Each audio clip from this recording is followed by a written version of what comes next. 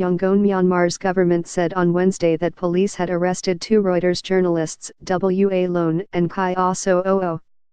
The reporters had been working on stories about a military crackdown on the Rohingya Muslim minority in Rakhine State that has caused almost 650,000 people to flee to neighboring Bangladesh.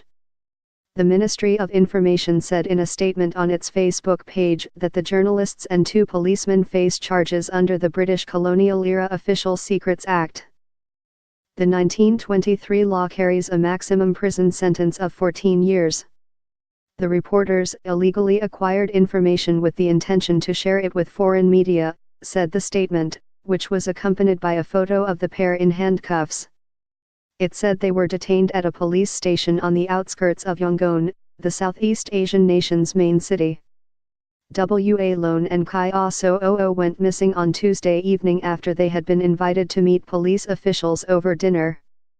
Reuters driver Myothan Tun dropped them off at Battalion 8's compound at around 8 p.m. and the two reporters and two police officers headed to a nearby restaurant. The journalists did not return to the car.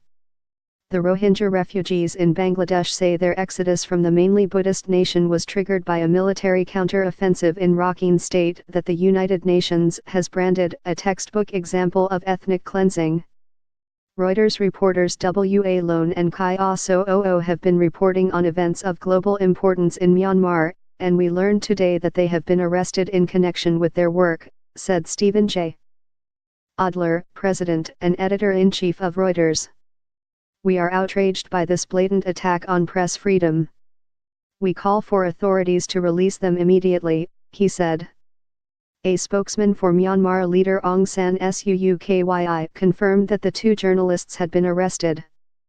Not only your reporters, but also the policemen who were involved in that case, spokesman Zahta said.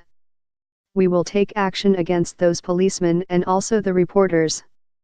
In Washington, State Department spokeswoman Heather Nauert emphasized that the agency was following this closely. She said that U.S.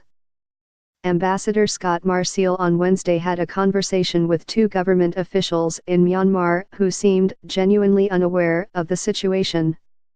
We care about the safety and security of international reporters who are simply just trying to do their jobs. So we're going to continue to try to stay on that, Nauert said. The U.S. Embassy in Yangon said in a statement posted on its website on Wednesday it was deeply concerned by the highly irregular arrests of two Reuters reporters after they were invited to meet with police officials in Yangon last night. For a democracy to succeed, journalists need to be able to do their jobs freely, the embassy said. We urge the government to explain these arrests and allow immediate access to the journalists. The European Union's mission in Yangon also voiced concern. The EU delegation is closely following their case and we call on the Myanmar authorities to ensure the full protection of their rights, it said in a statement. Media freedom is the foundation of any democracy.